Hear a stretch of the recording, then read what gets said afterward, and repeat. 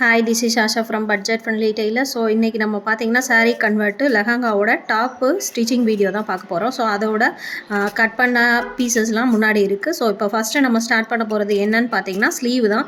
ஸ்லீவுக்கு நான் என்ன பண்ணியிருக்கேன்னு பார்த்தீங்கன்னா, அதாவது பாவடைக்கு நம்ம கட் பண்ண போக பேலன்ஸ் வந்து மேலே உள்ள கரையை ஃபுல்லாக வந்து லென்த்தியாக வந்த கரையை, அதாவது ஹைட்டு போக மிச்சமான கரையை ஃபுல்லாக வந்து நான் வச்சுருந்தேன். ஸோ அது வந்து ஸ்கை ப்ளூ கலர், டார்க் ப்ளூவில் வந்து ஷேடில் வந்து நம்மளுக்கு டாப் வரனால ஸோ கரையை நம்ம பாவாடை கலரில் கொடுக்கலான்ற ஒரு ஐடியாவில் ஸோ பேலன்ஸ் உள்ள கரையை ஃபுல்லாக வந்து நான் ஜாயின் பண்ணுறேன். ஸோ இது எதுக்குன்னு பார்த்தீங்கன்னா, நம்ம அகலம், அதாவது கையோட அகலம் எவ்வளவோ அந்தளவுக்கு வந்து கட் பண்ணிவிட்டு உயரத்தில் வந்து டபுளாக, அதாவது உயரம் எவ்வளவோ அதை விட டபுளாக வந்து கன்வெர்ட் பண்ணுறதுக்காக நான் வந்து ஜாயின் பண்ணியிருக்கேன். ஸோ 4 கரையை ஒன்றா ஜாயின் பண்ணி அதோட லென்த்தை கூட்டியிருக்கேன். ஸோ அதை சின்னதாக்குறதுக்காக, அதாவது 10 இன்ச்சுக்கு நான் ஹைட் கொடுத்துருக்கேன். அது வந்து 5 இன்ச்சு தான் ஹைட்டு. ஸோ அந்த மாதிரி ஃப்ளீட்டு, இந்த மாதிரி சென்டரில் ஃப்ளீட்டு, அதே மாதிரி சைடு ஃப்ளீட்டுமே வைக்க போகிறேன். இப்போ பார்த்தீங்கனாலே தெரியும், சென்டரில் கோடு போட்டுட்டு அதுலேருந்து நான் ஒரு சின்ன சின்ன ஃப்ளீட்டாக ஒரு 1 இன்ச்சு கேப்பில் ஒரு சின்ன சின்ன ஃப்ளீட் வச்சுருக்கேன். ஸோ அதே மாதிரி 2 சைடும், ஏன்னா நம்ம வந்து ஸ்டிச் பண்ணும்போது அது டிஸ்டர்ப் இருக்கக்கூடாது, ஸோ கரெக்டாக ஸ்டிச் பண்ணணுன்ற ஒரு ரீசனுக்காக வந்து நான் இந்த மாதிரி பண்ணியிருக்கேன். பார்த்தீங்கனாலே தெரியும். ஸோ சைடு, ஆப்போசிட் சைடு 3 சைட்லேயுமே ஒரு சின்ன சின்ன, அதாவது பெரிய தையலாக வச்சு நான் ஸ்டிச் பண்ணிடுவேன். ஸோ இந்த மாதிரி ஸ்டிச்சிங் கொடுக்கும்போது நம்ம லைனிங் வச்சு பரட்டும் போதும் ஒரு டிஸ்டர்பன்ஸ் இல்லாமல் ரொம்ப நீட்டாக இருக்கும். அயன் பண்ணால் இன்னும் பெட்டராக தான் இருக்கும். ஸோ இந்த கிளாத் ரொம்ப லைட் வெயிட்ன்றனால அயனிங்க்கு எனக்கு கொஞ்சம் இதாக இருந்துச்சு. ஸோ அதனால் நான் அயன் பண்ணலை. அதுக்கு பதிலாக நீட்டாக வந்து 3 ஸ்டிச் போட்டுட்டு அதுக்கப்புறம் தான் நம்ம லைனிங்கை வச்சு பரட்ட போகிறோம். பார்த்திங்கனாலே தெரியும். ஸோ 3 சைடும் நான் வந்து அழகாக சின்ன சின்ன ஃப்ளீட் வச்சு தச்சுட்டேன். இதே ஓரளவுக்கு நல்லா லைனிங்க்கு பண்ண மாதிரி இருக்குது. ஸோ இது வந்து லைனிங்கு. ஸோ இதை வந்து எப்பயும் போல் நான் வந்து பரட்டி தைக்கிறதுக்காக சைடில் வந்து ஸ்ட்ரைட்டாக ஸ்டிச் போட்டுட்டு அதுக்கப்புறம் நான் என்னோடய ட்ரிக்ஸ் மாதிரி நான் ஒன்று யூஸ் பண்ணுவேன். ஸோ ஸ்லீவுக்கு இந்த மாதிரி ஒரு ஸ்டிச் போட்டு அதை அப்படியே தலைகீழாக திருப்பி இன்னொரு ஸ்டிச் அந்த மாதிரி கன்வெர்ட் பண்ணி கொண்டு போயிட்டே இருப்பேன். பார்த்திங்கனாலே தெரியும். ஸோ அது மாதிரி ஸ்லீவை வந்து நான் கம்ப்ளீட் பண்ணுறேன். ஸோ இந்த மாதிரி பதிச்சு தையலும் இன்னொரு தையலும் நான் போட்டுருவேன் எப்போயுமே. ஸோ போட்டு சுற்றிலும் தையல் போட்டு எக்ஸஸ்லாம் கட் பண்ணி எடுத்துடலாம். ஸோ இது கட் பண்ணதுக்கப்புறம் வந்து இதை நான் எப்படி மாற்ற போகிறேன், அதாவது சைடு வந்து நேராக பார்த்த மாதிரி இருக்கும், சென்டரை வந்து அப்படியே ஆப்போசிட்டாக தலைகீழாக திருப்பி அதில் ஒரு பீட்ஸ் வைக்கிறதா தான் என்னோடய ஐடியா. பார்த்தீங்கனாலே தெரியும். நான் உங்களுக்கு அதையும் வந்து காமிப்பேன் பாருங்கள். ஒரு ஸ்லீவ் முடிச்சுட்டேன். ஸோ ஸ்டிச்சோடு இருக்குது. இன்னொரு ஸ்லீவில் பார்த்தீங்கன்னா ஸ்டிச்சை ரிமூவ் பண்ணியிருக்கேன். ஸோ அதை அப்படியே தலைகீழாக வந்து ஸ்டிச்சை பிரிச்சுட்டு அதில் ஒரு பீட்ஸ் வைக்கிறது. ஸோ இது வந்து பின்பக்கம் பார்த்தீங்கன்னா ஆஸ் யூஷுவல் நான் வந்து சென்டர் கட் பண்ணியிருக்கேன். இது வந்து மேலே ஸ்கட்டு மாதிரி வர்றதுனால நான் வந்து பட்டன் பீஸ்க்காக சென்டராக கட் பண்ணியிருக்கேன். ஸோ இது வந்து அப்படியே கார மாதிரி தான் வரும், அதாவது சாரியோட முந்தியை தான் நம்ம சட்டையாக கன்வெர்ட் பண்ணியிருக்கோம். ஸோ அதனால் இன்னொன்று இதில் ஹைலைட் என்னன்னு பார்த்தீங்கன்னா, சாரியோட முந்தியில் வர்ற அந்த டசல்ஸ் இருக்கும் பார்த்தீங்களா. ஸோ அதை நான் கட் பண்ணி எடுக்கலை. எனக்கு என்னென்னா அந்த பாவடையில் அந்த டசல் இருக்கிறது ரொம்ப இன்னும் அழகாக இருக்கிற மாதிரி தோணுச்சு. ஸோ ஷர்ட்டில் வந்து, அதாவது டாப்பில் நம்ம அந்த ஹிப்பில் பெல்ட்டோ அந்த மாதிரி கட்டும்போது அதுக்கு கீழே இந்த டசல் தெரியறது வந்து ரொம்ப அழகாக இருக்குன்ற ஒரு ஃபீலிங்காக அந்த டசலை வந்து நான் கட் பண்ணி எடுக்கலை. ஸோ டசல்ன்றது அப்படியே இருக்குது. நான் சென்டராக கட் பண்ணிவிட்டு ஸோ நெக்குக்கு பார்த்திங்கன்னா வளைவு போட்டுட்டேன். எந்த அளவுக்கு பின்பக்கம் நெக்கு வேணுமோ ஸோ அந்தளவுக்கு வந்து நம்ம மார்க் பண்ணி அதை எப்படி நான் டேப் பண்ணேன் பார்த்தீங்களா, ஆப்போசிட்லேயும் சேம் மாதிரி வர்றதுக்காக டேப் பண்ணிவிட்டு அதுக்கப்புறம் அதில் அப்படியே ஒரு ஸ்டிச் போட்டேன்.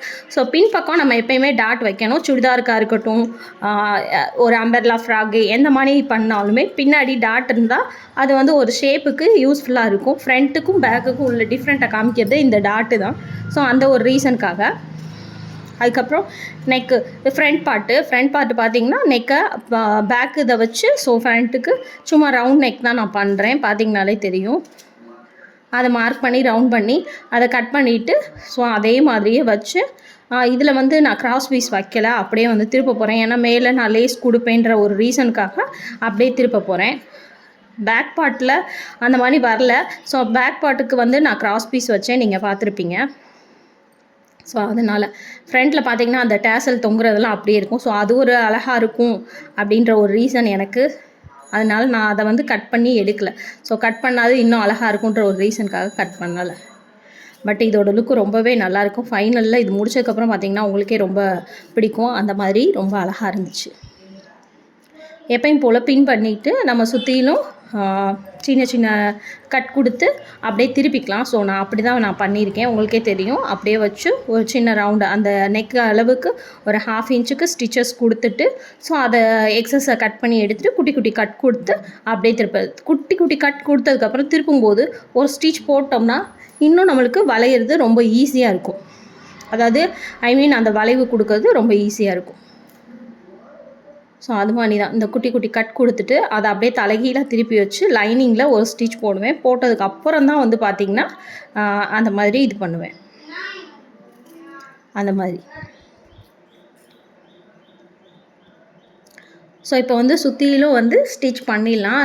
அதாவது பின் பண்ணி வச்சு இந்த பின்னெல்லாம் ரிமூவ் பண்ணிவிட்டு நான் சொன்ன மாதிரி பார்த்திங்கனாலே தெரியும், அழகாக லைனிங்கில் ஒரு குட்டி குட்டி ஸ்டிச் போட்டுட்டு அப்போனா நம்ம திருப்பும்போது லைனிங் வந்து மேல் பக்கம் வராது, அதாவது நல்ல பக்கம் வந்து வராது. அது மாதிரி ஸோ இப்படி தச்சுட்டு இதுக்கப்புறம் நம்ம திருப்பும்போது ரொம்ப ஈஸியாக இருக்கும்.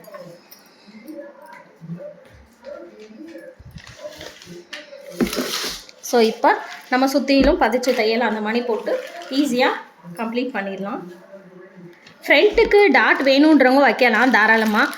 அது வந்து என்ன சொல்கிறது, ஒருவேளை நீட் இருந்தால் வைக்கலாம், அதுவும் நல்லா தான் இருக்கும், விசிபிள் பார்க்குறதுக்கு நல்லாயிருக்கும். சில பேருக்கு வந்து அந்த முன்னாடி தையல் இருக்கிறது கொஞ்சம் ஒரு மாதிரி ஒரு ஆக்வர்டாக தெரிகிற மாதிரியும் ஒரு சின்ன ஃபீல் இருக்கும். அதனால் சில பேர் வைக்க மாட்டாங்க, சில பேர் அதை வந்து விரும்புவாங்க வைக்கிறதுக்கு. ஸோ அந்த ஒரு ரீசனுக்காக தான்.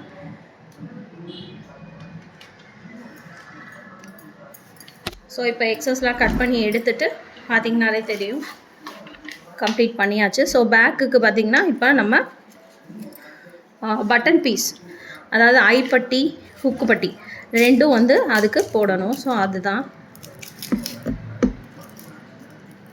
ஸோ அதோட லென்த்தை மெஷர் பண்ணி லென்த்துக்கு ஏற்ற மாதிரி அகலம் ஒரு 2 இன்ச்சு 2.5 இன்ச் வச்சு நம்ம பீசஸை கட் பண்ணி ஸ்ட்ரைட் பீஸ் தான் கட் பண்ணுவோம். ஸோ கிராஸ் பீஸ் வராது. இதுக்கு வந்து பட்டிக்கு வந்து எப்போயுமே ஸ்ட்ரைட் பீஸ் தான். ஸோ அதுக்கேற்ற மாதிரி கட் பண்ணி லென்த் எவ்வளவோ அதை விட ஒரு 1 இன்ச்சு எக்ஸஸாக இருக்கிற மாதிரி, கீழே ஒரு 1/2 இன்ச்சு மேலே ஒரு 1/2 இன்ச்சு எக்ஸஸ் இருக்கிற மாதிரி நம்ம இது பண்ணிடலாம்.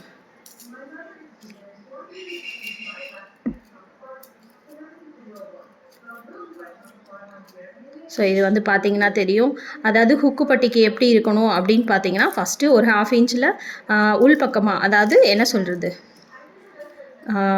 நல்ல பக்கம், அதாவது நல்ல பக்கம் வந்து வச்சு தைக்கணும். அப்படியே டபுள் ஃபோல்டு பண்ணி ஸ்ட்ரைட் ஸ்டிச் போட்டு அதுக்கப்புறம் அப்படியே ஆப்போசிட் பக்கம் திருப்பி வச்சு ஒரு மேல் தையல் போட்டுட்டு அதுக்கப்புறம் அப்படியே கம்ப்ளீட்டாக உள்ளே நம்ம கொண்டு போயிடணும். ஸோ அதுதான் வந்து ஹுக்கு பட்டிக்கு உள்ள ஸ்டிச்சு. ஐப்பட்டிக்கு மட்டும்தான் வந்து பார்த்திங்கன்னா 1/2 இன்ச்சில் தைச்சு அதை டபுள் ஃபோல்டு பண்ணி ஃபுல்லாக திருப்பாமல் அப்படியே அது மேலேயே வந்து 1/2 இன்ச்சுக்கு தைக்கிறது தான் வந்து பார்த்திங்கன்னா ஐப்பட்டி. ஸோ ஐப்பட்டி வந்து நம்ம மேக்ஸிமம் பின் பக்கம் அப்படின்றனால லைனிங் கிளாத்து ஒருவேளை ஒரு மாதிரி இருக்கலாம். ஸோ அதுக்காக வந்து அந்த சாரீ கிளாத்லேயே வந்து பார்த்திங்கன்னா ஐப்பட்டியும் ரெடி பண்ணுறோம். ஸோ அதுனால் இன்னும் நல்லாயிருக்கும். ப்ளவுஸுக்கு சில பேர் வைப்பாங்க, சில பேர் வந்து கிளாத் வந்து ஒரு திக்னஸ் இல்லாமல் இருக்குன்ற ஒரு ஃபீலிங்காக சில பேர் லைனிங்கே வைப்பாங்க. ப்ளவுஸுக்கு ஓகே, இந்த மாதிரி இது பண்ணும்போது நம்ம டபுள் கிளாத்தாக வச்சு கூட கொஞ்சம் திக்னஸாக வச்சு கூட நம்ம இந்த மாதிரி பண்ணிக்கலாம். நான் வந்து கொஞ்சம் திக்காகவே வச்சு தான் ஐப்பட்டி வச்சுருக்கேன். ஸோ இப்போ வந்து பார்த்திங்கன்னா ஐப்பட்டி முடித்ததுக்கப்புறம் பார்த்திங்கன்னா இதுக்கு வந்து கிராஸ் பீஸ் கொடுக்கணும். ஸோ நான் ஆல்ரெடி சொல்லியிருந்தேன், முன் பக்கத்துக்கு நான் கிராஸ் பீஸ் கொடுக்கல, ஸோ பின் பக்கத்துக்கு கிராஸ் பீஸ் கொடுக்குறேன். முன் பக்கத்துக்கு வந்து லேஸு ஏதாவது டிசைன் வைக்கலான்ற ஐடியா இருந்துச்சு. பட் இதை நான் கம்ப்ளீட் பண்ணும்போது எனக்கு அந்தளவுக்கு டைம் கிடைக்காதனால லைட்டாக லேஸ் மட்டும்தான் வச்சுருந்தேன். ஸோ இப்போ பின் பக்கத்துக்கு கிராஸ் பீஸ் வச்சு முடிச்சிடலாம் நம்ம. ஸோ கிராஸ் பீஸ் பார்த்திங்கன்னா ஒரு 1.5 இன்ச்சுக்கு எந்த அளவுக்கு லென்த்து தேவையோ அந்த அளவுக்கு வச்சு கட் பண்ணிக்கலாம். கட் பண்ணி சில பேர் சிங்கிள் ஸ்டிச் பண்ணிவிட்டு அதை அப்படியே டபுள் ஸ்டிச் பண்ணுவாங்க. நம்ம டபுள் ஃபோல்டாக பண்ணியே வந்து வச்சிடலாம்.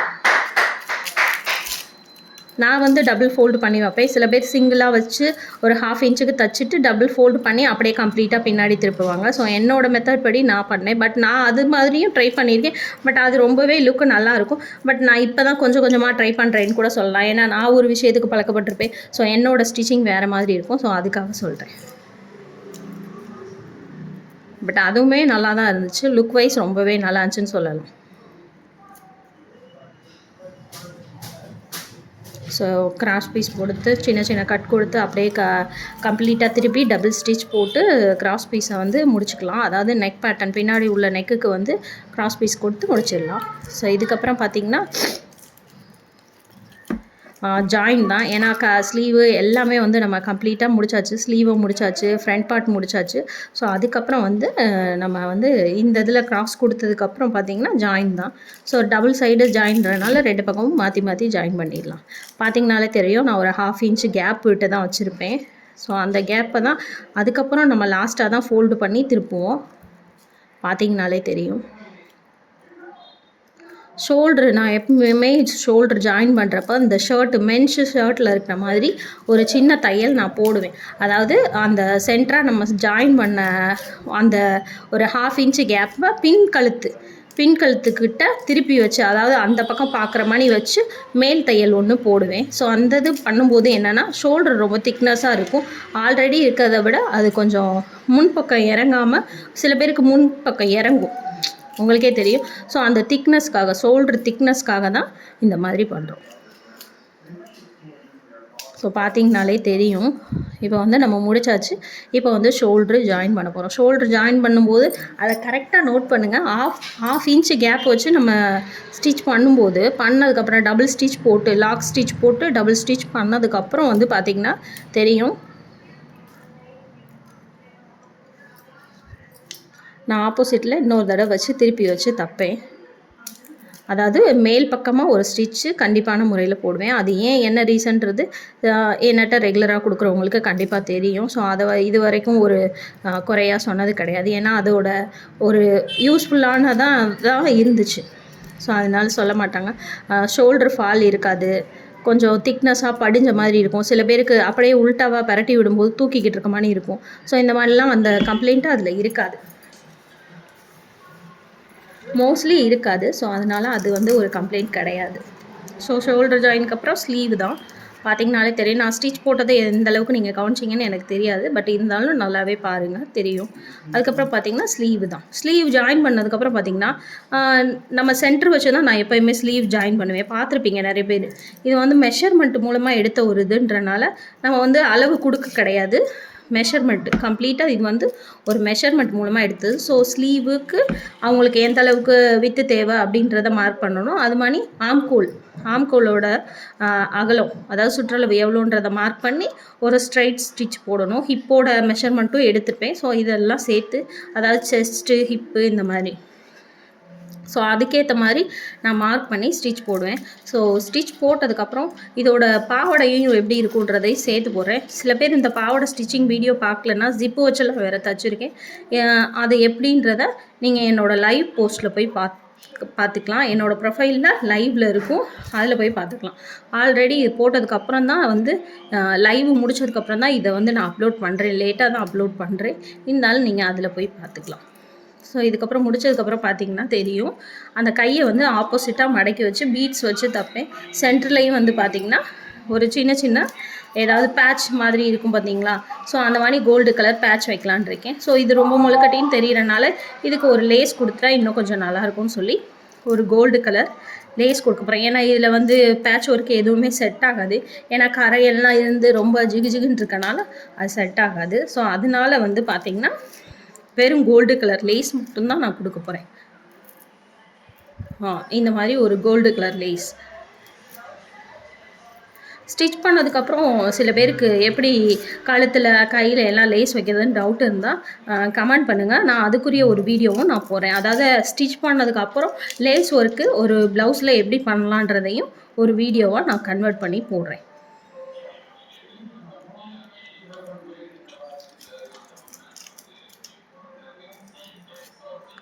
ஸோ இப்போ பார்த்திங்கன்னா தெரியும், லேஸ் வந்து நான் டபுள் சைடு ஸ்டிச் போட்டு கரெக்டாக அதுக்குரிய ஃபுல் லென்த்லையுமே நான் வந்து வைக்கிறேன்.